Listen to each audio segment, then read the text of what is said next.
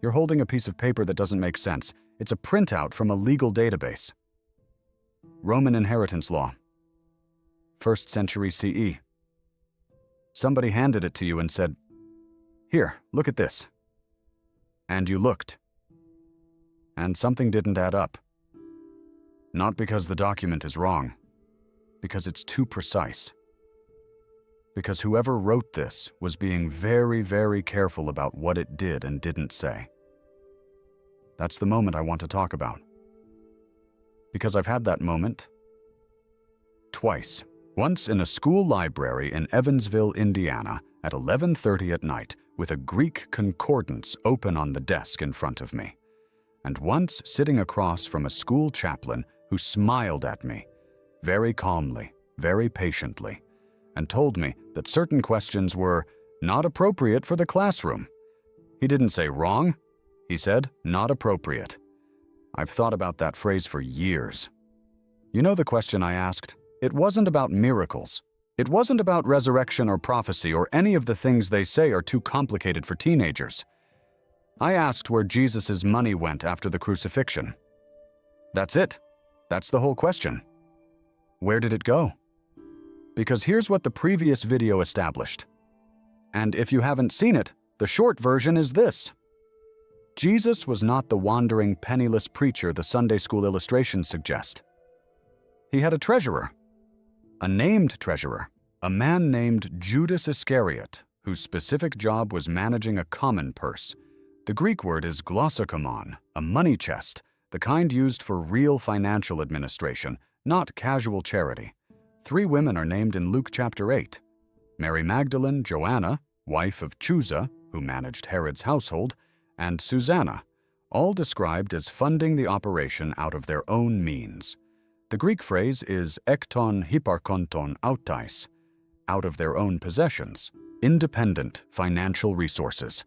And there was a home base, Capernaum. Peter's house, archaeologically excavated, replastered floors indicating ritual use within decades of Jesus' death, Christian graffiti in Aramaic dating to the 1st century. Jesus called Capernaum his own city in Matthew chapter 9. A city you claim as your own is a city where you have infrastructure. So the operation was real. The money was real. The organization was real. And then the crucifixion happened. And here is where, as far as I can tell, almost nobody picks up the thread. Judas was dead. The treasurer was gone. The women who had funded everything, where were they? At the cross. Present. But financially, legally, socially, they had just watched the man at the center of their movement executed as a criminal. In Roman Palestine, that wasn't a personal tragedy. That was institutional erasure. The movement they had funded had just been publicly terminated.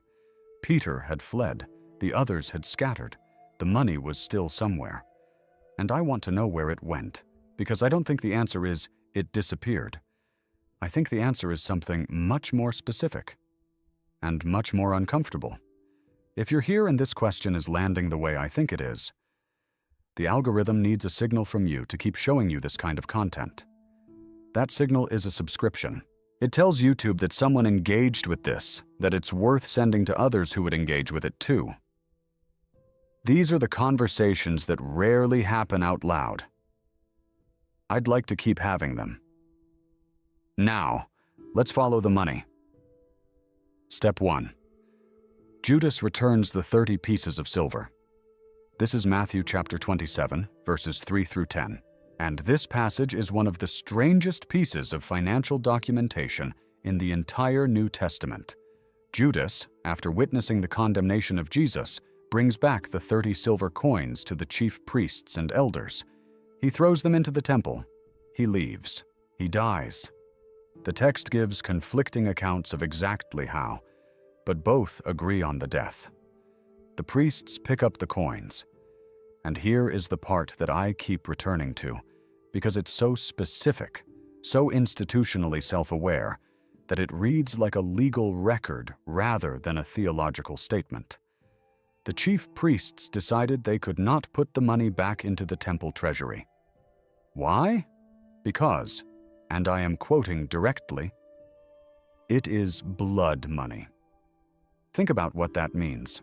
The temple priests, the same men who paid that money as a bribe, who authorized the transaction, who directed it, are now performing a legal distinction between money that came from the temple treasury and money that is now considered ritually contaminated because of what it purchased. They cannot receive their own money back, so they buy a field, the potter's field in Jerusalem, a piece of real estate, for a cemetery for foreigners. This is the only transaction in the New Testament where money directly connected to Jesus' inner circle becomes traceable physical property. The 30 pieces of silver, originally part of the financial ecosystem of a movement that Jesus led, were converted into land that still had a name in the 1st century, the Field of Blood, Ager Sanguinis in Latin. Local residents called it that. The name persisted. That's not metaphor. That's a real estate transaction with a street address. But that was Judas's money, the betrayal money. What about everything else? Here's where the thread gets complicated. And here is where I want to be honest with you about what we know and what we're piecing together, because this channel does not traffic in false certainties. What we know, the common purse existed. It had real funds. Multiple named individuals contributed to it. It covered operational expenses, food, lodging, travel, for a group of at minimum 13 people moving regularly between Galilee and Judea. That's not a small budget, that's an organization. What we can infer, when the movement collapsed at the arrest and execution of Jesus, someone had to decide what happened to those funds. In Roman law, personal property didn't vanish at death. It transferred to family, to designated heirs, or in the absence of both, through specific legal mechanisms.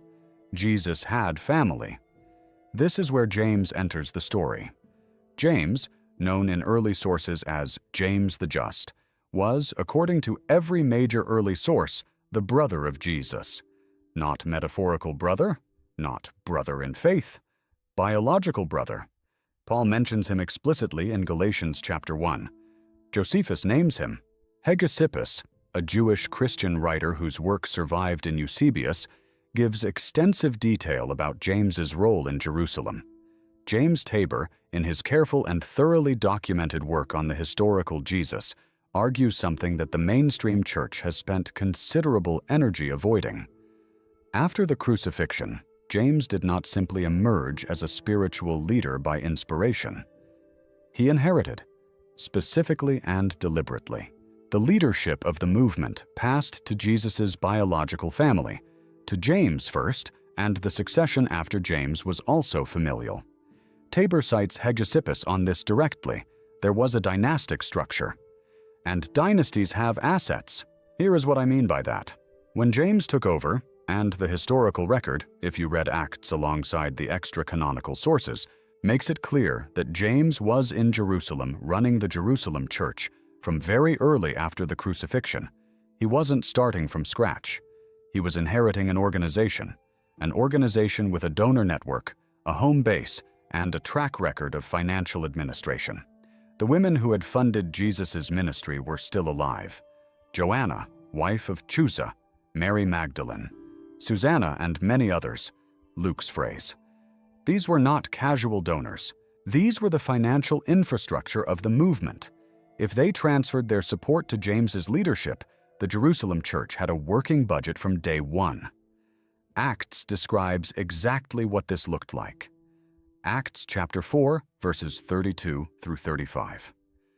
I've read this passage probably 300 times, and every time what strikes me is not the spiritual content, though it's there, but the mechanism, the specific, accountable, institutional mechanism.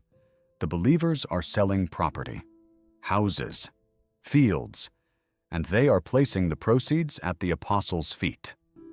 At the apostles' feet. That is accounting language. That is not a metaphor for generosity. That is a description of a centralized financial administration. The proceeds go to a designated location, the authority of the apostles, and from there they are distributed To each as any had need. Someone is keeping track. Someone is receiving funds and dispersing them. Someone is managing a budget. Where did that infrastructure come from? It came from years of running the ministry. It came from Judas, who had done exactly this job during Jesus' lifetime. It came from the organizational knowledge that already existed in the movement. They knew how to do this because they had been doing it. The Jerusalem church in Acts is not starting from zero. It is inheriting a financial system. And this is where the silence of the institutional church becomes deafening. Because here's the thing I keep coming back to. The thing that got me into trouble with the chaplain and ultimately out of the Catholic school system. None of this is hidden. It's all in the text.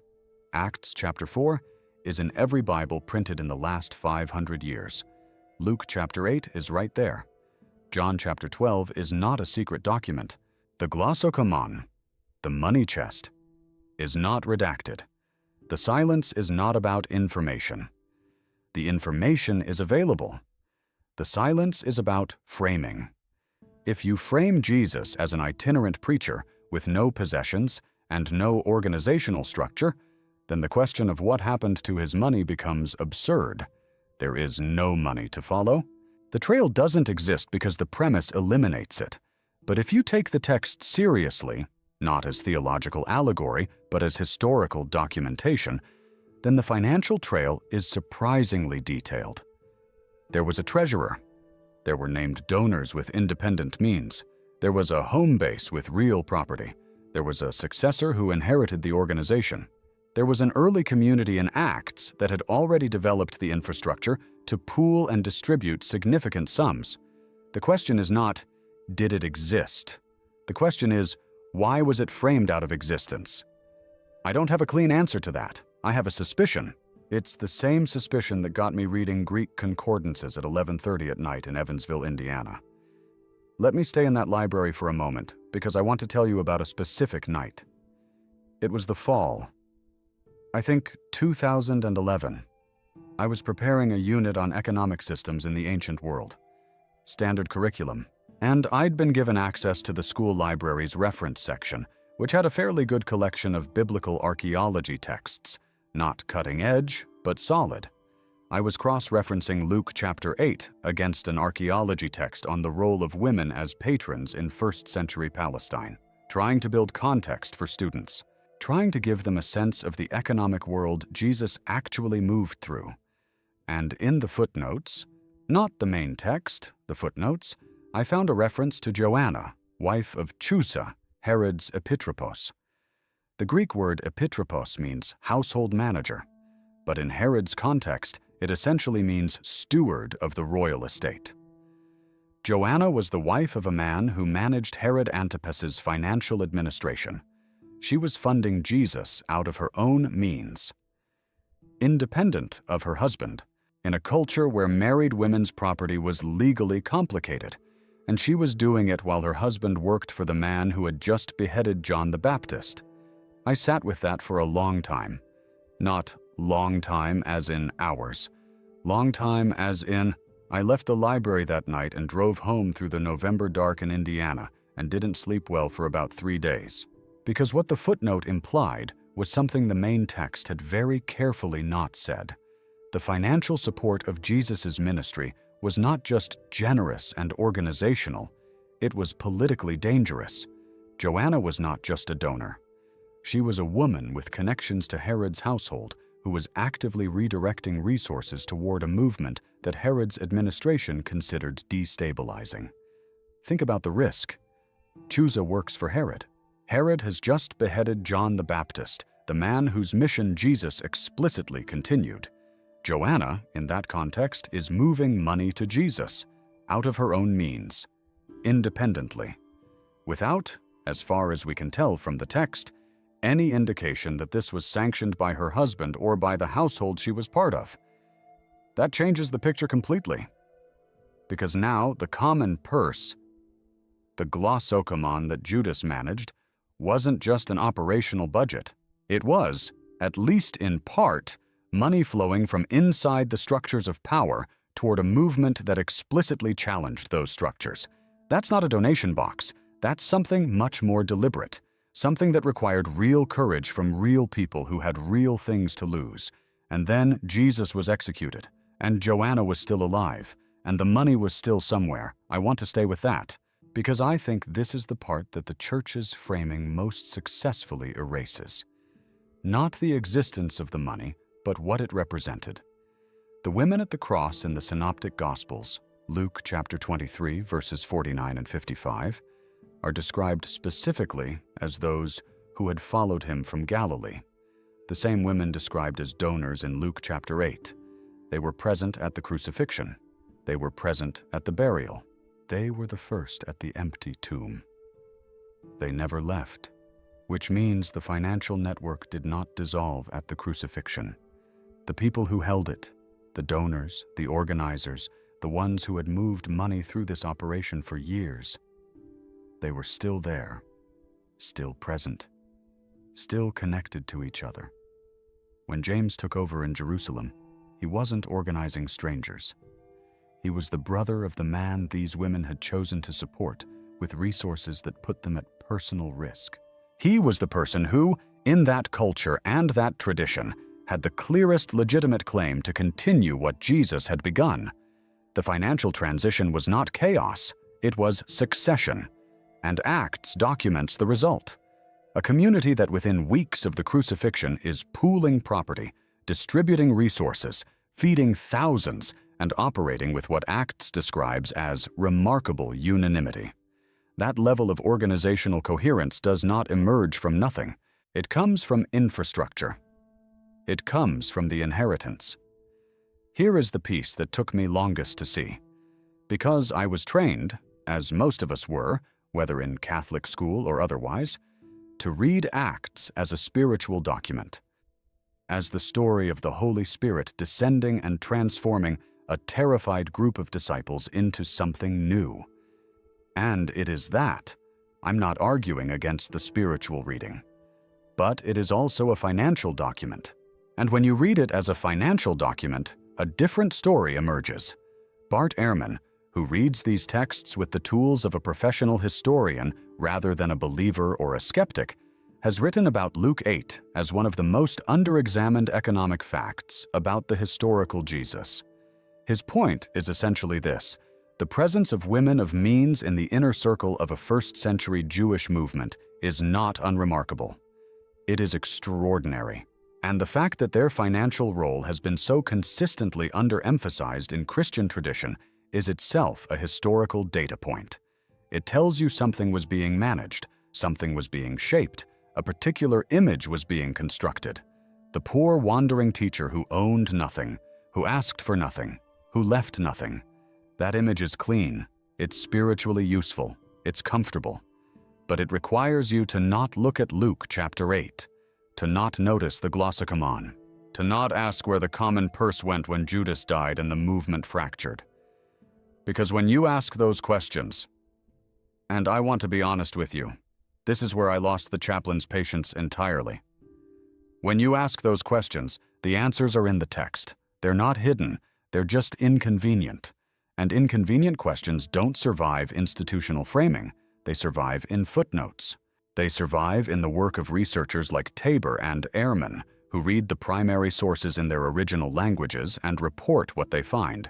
They survive in archaeological excavations in Capernaum, where Italian Franciscan priests spent decades carefully documenting what was there. They survive in channels like this one, which is why I'm still here. For those who've asked where to go deeper, everything I found that didn't fit in a video is in 5 books. 3 years of research, every source verifiable. Not a commercial pitch, just the work for those who want it. The link is in the description. Now let me tell you about Capernaum, because the archaeology tells a part of this story that the texts can only imply. The site below the Byzantine octagonal church at Capernaum, the one built directly over what tradition identified as Peter's house, was excavated systematically by Virgilio Corbo and Stanislao Lafreda, beginning in the 1960s. Their findings were discussed in detail by archaeologists including Gideon Avni and Gideon Forster in their 1992 reassessment, published in the Israel Exploration Journal. What they found was this: a first-century basalt-walled insula, a domestic dwelling structure whose central room showed evidence of being replastered multiple times. The plaster fragments carry Christian graffiti in Aramaic, Greek, and Syriac dating from the 1st to the 4th century. The building had been converted from domestic use to what archaeologists call a domus ecclesia, a house church, roughly around 50 CE. 50 CE. That is within living memory of the crucifixion. Think about what that means. Within 20 years, probably within the lifetime of people who had been present in Jerusalem during the Passover when Jesus was executed, someone had converted Peter's house in Capernaum into a formal place of worship. Not just informal gathering. Formal conversion, evidenced by replastering, by the eradication of domestic artifacts from the central room, by the installation of infrastructure for assembly. That takes resources. Where did those resources come from? The same place the Acts chapter 4 community got theirs. The inheritance. The financial infrastructure of a movement that had been operating with real money for years before the crucifixion. I want to be precise here, because I know there are skeptics watching, and I respect the skeptical position. I've held it myself in various forms over the years. The skeptic's objection goes something like this: you're connecting dots that may not be connected. The Acts community may have had its own independent donors, its own independent fundraising. You can't assume continuity. Fair, that's a fair objection. But here's the counter. In Acts chapter 6, a passage that most people read as a spiritual disagreement about the distribution of food to widows, there is a detail that is easy to miss. The complaint that is raised is from the Hellenistic Jews, who feel that their widows are being neglected in the daily distribution. The apostles' response is to appoint 7 men specifically to manage this distribution. The first named among them is Stephen. The second is Philip. The 7th is Nicholas of Antioch. This is an administrative response to an administrative problem. The early church is not dealing with a single charismatic leader making arbitrary decisions. It is dealing with the organizational complexity of a community large enough to have competing factions and complicated enough to require designated administrative officers.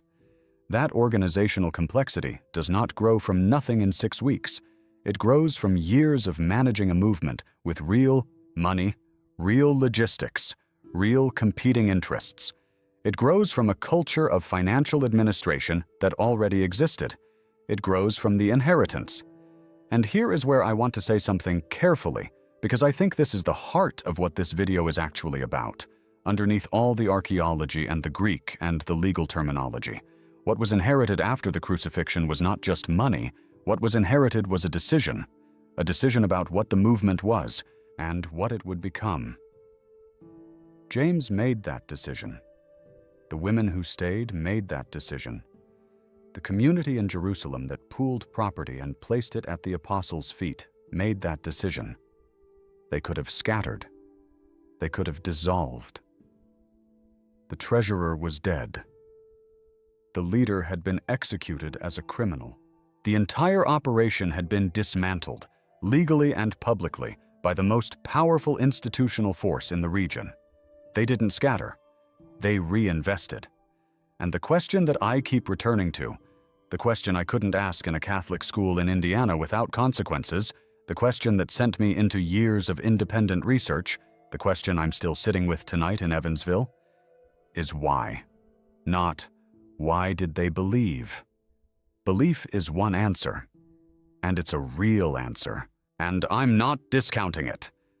But organizationally, financially, institutionally, why did a group of people who had just watched their leader executed, their treasurer dead, their funding network potentially exposed, their home base in a politically hostile province, why did they immediately begin pooling resources, selling property, and building infrastructure? Because they had done it before. That's the only explanation that fits the evidence. The organizational behavior described in Acts chapters 2 through 5 is not an improvisation. It's a continuation. The reflexes are too smooth. The infrastructure appears too quickly. The financial administration is too specific for this to be a group that had never managed money before.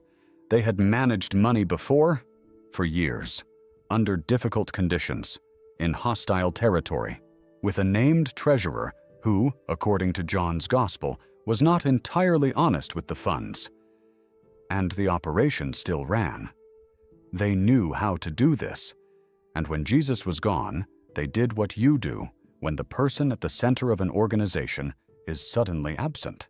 They kept the organization running. That's not theology. That's institutional behavior. It's what happens in movements when the founder dies. The ones that survive do so because there is enough infrastructure, enough committed people, enough organizational knowledge to continue without the original leadership. The early church survived the crucifixion not in spite of its organizational reality, but because of it. James held it together. The women who had funded it for years continued to fund it. Peter's house became a church building within 2 decades. The 30 pieces of silver became real estate. The common purse became the Acts chapter 4 pooling mechanism. The money didn't disappear. It became the church. Go back for a moment to that library in Evansville. It's late in the fall.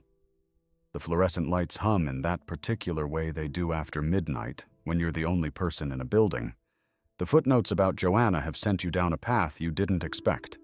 The Greek concordance is open to the glossicomon entry. You've been there for 3 hours and your coffee went cold an hour ago. And here's what's changing as you sit there. It's not that you're learning something new. It's that you're suddenly able to see something that was always visible but never framed for you this way. The absence of framing was the thing. Nobody told you the information was hidden. Nobody warned you not to look. The information was right there in Luke chapter 8, in Acts chapter 4, in Matthew chapter 27, with the potter's field and the blood money, and the priests who couldn't put their own bribe back into the treasury. The silence wasn't absence. The silence was framing. And once you see framing, you can't unsee it. This is what J.J. Benitez does in his own way. He reads the texts with the assumption that they describe real events involving real people operating in a real world with real material conditions. Not allegory, not metaphor, not symbols dressed as history. Real. When Benitez writes about Jesus as a man who moved through a specific historical world, political tensions, economic constraints, relationships with real people who had real resources and real motivations, he's doing something that the institutional reading has always resisted. He's granting the story the dignity of its own materiality. When you read the financial passages of the New Testament through that lens, not as spiritual lessons about generosity, but as documentation of an organization's economic life, a completely different picture emerges. A picture where the movement Jesus led was real enough to have a budget, sophisticated enough to have a treasurer, connected enough to have donors with access to political infrastructure, grounded enough to have a physical base that became a documented archaeological site, and resilient enough to survive the violent death of its founder. Because when the crucifixion happened, the money didn't disappear into silence. The money went somewhere specific, to James, to the Jerusalem community, to the Acts chapter 4 mechanism, to the conversion of Peter's house in Capernaum, to the 30 pieces of silver being processed, through a real estate transaction that gave the whole story a physical address in first century Jerusalem. The field of blood, that's the inheritance. That's where the money went. And the reason nobody asks this question, the reason a high school history teacher in Indiana got quietly removed from a curriculum committee for trying to include it, is not that it's a bad question. It's that it's a question that doesn't go where institutional Christianity wants it to go. It goes somewhere much more specific. It goes to an organization that survived its own execution. An organization that had the financial infrastructure, the human capital, and the institutional memory to continue after the death of its founder. An organization whose economic continuity made possible the transmission of a story that would reshape the next 2,000 years of human history. That's the inheritance. That's the part they never taught in Indiana. I'll let you sit with that. If what we do on this channel, following the evidence where it goes, reading the texts in their original languages, taking the historical and archaeological record seriously, if that matters to you, the super thanks button is there. Not as a donation, as a signal that this kind of work has value, that the questions nobody asked out loud in Indiana or in Sunday school or in 20 years of sitting in pews, that those questions deserve to be asked on a platform where people who are ready for them can find them. That's what this channel is. That's what it's trying to be. Now, last thing. The question I haven't fully answered, the one that's been open since the beginning. Where, specifically, did the common purse go in the immediate aftermath of the crucifixion? Here's my honest position. I don't know precisely. Nobody does. There's no ledger. There's no receipt. There's no document that says, on such and such a date, the remaining funds of the Jesus movement were transferred to James of Jerusalem. What there is, a community in Acts that has money from day one. That is selling property and pooling it. That has the administrative infrastructure to receive and distribute it. That has the spiritual authority of James, whose claim is familial, dynastic, in the tradition of prophetic succession, and the organizational continuity of the women who had funded everything before. That's what the evidence supports. Not certainty, not revelation, a plausible, coherent, historically documented chain of institutional continuity. The money didn't vanish. It changed hands. It changed form. It built a house church in Capernaum. It sustained a community in Jerusalem through the early decades of the movement. It left a real estate record in the form of a field with a name that people remembered a century later. And it did one more thing that I think is the most important and the least discussed. It kept the story alive long enough to be written down. Because the Gospels weren't written in the weeks after the crucifixion. They were written decades later. Mark probably in the late 60s CE, Luke and Matthew in the 80s, John possibly into the 90s. Decades of organizational continuity preceded the writing of those texts. Decades of community life, institutional memory, resource management. Without the inheritance, without James, without the women, without the Acts chapter 4 mechanism, there is no stable community to transmit the story. There is no institutional memory. There is no movement with enough coherence to produce, preserve, and eventually distribute documents. The financial continuity after the crucifixion is not incidental to the survival of Christianity. It is foundational to it. That's the question nobody asked. That's the answer I found. You decide what to do with it. Write field in the comments if this changed how you read the financial passages of the New Testament. Luke chapter 8, Acts chapter 4, Matthew chapter 27. I want to know how many people get to the end of this and realize they've been reading a document they thought they knew and finding something different underneath. And if you want to keep asking these questions, subscribe. Tell the algorithm you're here. These conversations rarely happen out loud.